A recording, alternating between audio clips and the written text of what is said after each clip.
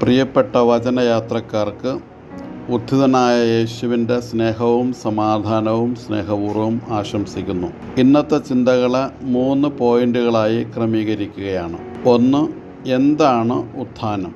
Roman ശതാധിപൻ വിളിച്ചു പറഞ്ഞു, സത്യമായും ഈ മനുഷ്യൻ ദൈവപുത്രനായിരുന്നു. മർക്കോസ് 15:39. ഈ വചനത്തെ ഇങ്ങനെയും പറയാം, സത്യമായും ഇങ്ങനെ മരിക്കുന്നവർ ദൈവപുത്രന്മാരാണ്.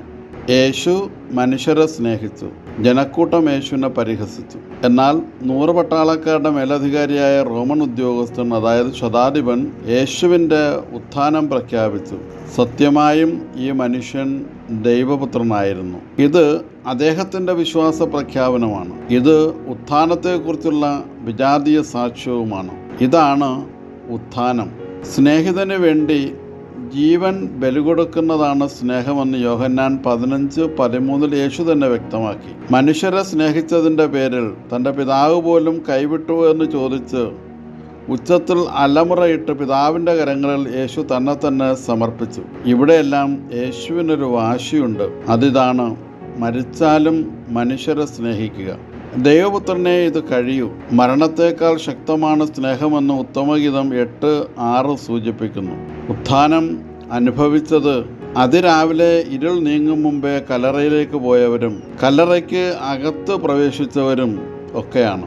അത് വെളിപ്പെടുത്തുന്നത് ഇതാണ്, സ്നേഹത്തിന് മരണമില്ല, സ്നേഹിതർക്കും മരണമില്ല. യഥാർത്ഥ സ്നേഹത്തിൻ്റെ ആൾരൂപമാണ് മഗ്ദലന മറിയവും അവളുടെ കൂടെ വന്ന സ്ത്രീകളും പത്രോസും യോഹന്നാനുമൊക്കെ. 2. ഓട്ടമത്സരം. യേശുവിനെ അന്വേഷിച്ചിട്ടുള്ള ഓട്ടമത്സരമാണ് തിരുവചനത്തിൽ നമ്മൾ കാണുന്നത്. സീനിയറായ പത്രോസും ജൂനിയറായ യോഹന്നാനും അവർ ഓടി. വിജയിച്ചത് യോഹന്നാനാണ്. യോഹന്നാൻ അകത്ത് പ്രവേശിച്ചില്ല. കാരണം യേശു പത്രോസിന് നൽകിയ സ്ഥാനത്തോടുള്ള യോഹന്നാൻ്റെ ആദരവും ബഹുമാനവുമാണ് പ്രകടമാക്കുന്നത്. ഇന്നത്തെ തലമുറയ്ക്കും അതൊരു മാതൃകയും പ്രചോദനവുമാണ്. ഒഴിഞ്ഞ കല്ലറയും തൂവാലയും കച്ചയും ഉത്ഥാനത്തിൻ്റെ തെളിവാണ്. എന്നാൽ ഉത്ഥാനത്തെക്കുറിച്ചുള്ള ശിഷ്യരുടെ അറിവ് പൂർണ്ണമല്ലായിരുന്നുവെന്ന് യോഹന്നാൻ 20:9 നിന്ന് വ്യക്തമാണ്. 3. ഇന്ന് ഉത്ഥാനം സംഭവിക്കേണ്ടത് ബന്ധങ്ങളുടെ ഊഷ്മളതയിലാണ്. സ്നേഹം, സമാധാനം, തുല്യത, അനുകമ്പ, നീതി, വിശ്വസ്തത, സ്വാതന്ത്ര്യം തുടങ്ങിയവയിലാണ് ഉത്ഥാനം അനുഭവിക്കേണ്ടത്. ഇവ ഒന്നും തന്നെ ഒരിടത്തു നിന്നും വാങ്ങാൻ പറ്റില്ല. ബന്ധങ്ങളുടെ ഊഷ്മളതയിലൂടെ രൂപപ്പെടേണ്ടതും അനുഭവേദ്യമാക്കേണ്ടതുമാണ്. എല്ലാ മതങ്ങളും മേൽപ്പറഞ്ഞ സുവിശേഷ മൂല്യങ്ങൾ പ്രഘോഷിക്കുന്നു. മതങ്ങളുടെ പേരിലുള്ള മതമൗലികവാദവും തീവ്രവാദവും വെടിയുമ്പോഴാണ് മതങ്ങൾ യേശുവിൻ്റെ ഉത്ഥാനം അനുഭവിക്കുക. ആധിപത്യ സ്വഭാവവും ആക്രമണ സ്വഭാവവും ജീവനെ, രാജ്യങ്ങളെ, തലമുറകളെ നശിപ്പിക്കുന്നു.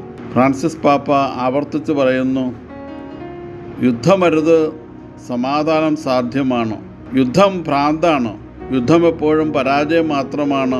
ആയുധ നിർമ്മാതാക്കളാണ് യുദ്ധത്തിൽ ലാഭം നേടുന്നത്. യുദ്ധം മാനവരാശിയെ തോൽപ്പിക്കുന്നുവെന്ന് റോമിലെ മെത്രാന്മാരുടെ മജിസ്റ്റീരിയവും വ്യക്തമാക്കുന്നുണ്ട്. എല്ലാ രാജ്യങ്ങളും വാർഷിക ബഡ്ജറ്റിൽ പ്രതിരോധത്തിൻ്റെയും ആയുധങ്ങളുടെയും പേരിൽ മാറ്റിവെക്കുന്ന കോടിക്കണക്കിന് രൂപ മനുഷ്യരുടെ നന്മയ്ക്കായി മാറ്റിവെക്കുമ്പോഴേ ഉത്ഥാനം സംഭവിക്കൂ. അപ്പം, അഭയം, ആരോഗ്യം, അറിവ് എന്നിവ കൊടുക്കുമ്പോഴാണ് ഉത്ഥാനം സംഭവിക്കുക. മനുഷ്യോചിതമല്ലാത്ത സാഹചര്യങ്ങളിൽ ജീവിക്കുന്നവരുടെ ജീവനും ജീവിതത്തിനും വക നൽകുന്നതാണ് യഥാർത്ഥ ഉത്ഥാനം. നീതി ജലം പോലെയും സമാധാനം പറ്റാത്ത നീർച്ചോല പോലെയും ഒഴുകുന്നതാണ് ഉത്ഥാനം. സത്യത്തിലും ആത്മാവിലും സ്വാതന്ത്ര്യത്തിലും ദൈവാരാധന നടത്തുന്നതാണ് ഉത്ഥാനം. അടിമത്തത്തിൽ ദൈവത്തെ ആരാധിക്കാൻ സാധിക്കില്ല. കരുണയുടെയും കരുതലിൻ്റെയും ചേർത്ത് പിടിക്കലിൻ്റെയും ഒരുമിച്ച് നടക്കുന്നതിൻ്റെയും ശ്രവിക്കുന്നതിൻ്റെയും സദ്വാർത്ത പ്രഘോഷിച്ചും ജീവിച്ചും ദൈവം നമ്മോടുകൂടെയാണെന്ന് അറിയുകയും അറിയിക്കുകയും ജീവിക്കുകയും ചെയ്യുന്നതാണ് യഥാർത്ഥ ഉത്ഥാനം. ഉപസംഹാരം. മതതീവ്രത മതമിതത്വമായും ആയുധങ്ങൾ അപ്പമായും സങ്കുചിത താൽപ്പര്യങ്ങളിൽ നിന്ന് മാനവരാശിയുടെ, പ്രത്യേകിച്ച് ഓരത്ത് കിടക്കുന്നവരുടെ നന്മയ്ക്കായി പ്രവർത്തിക്കുകയും സ്വാർത്ഥ താൽപ്പര്യങ്ങൾക്ക് കുടപിടിച്ച് ഭാരതത്തിൻ്റെ ഐക്യത്തെയും അഖണ്ഡതയെയും മതേതരത്വത്തെയും നശിപ്പിക്കാതെയും സംശുദ്ധ രാഷ്ട്രീയ സേവനവും നേതൃത്വവും രൂപപ്പെടുന്നതാണ് ഉത്ഥാനം. ആ ഉത്ഥാന അനുഭവത്തിലേക്ക് ഭാരതം ഈ തിരഞ്ഞെടുപ്പിലൂടെ ഉണർന്നെഴുന്നേൽക്കണമേ, ഉത്ഥാനം ചെയ്യണമേ എന്ന് പ്രാർത്ഥിക്കാം. ഒരിക്കൽ കൂടി ഉത്ഥിതൻ്റെ സമാധാന സ്നേഹാശംസകൾ നേർന്നുകൊണ്ട് സ്നേഹപൂർവ്വം ഫാദർ നിക്കോളാസ് ടി.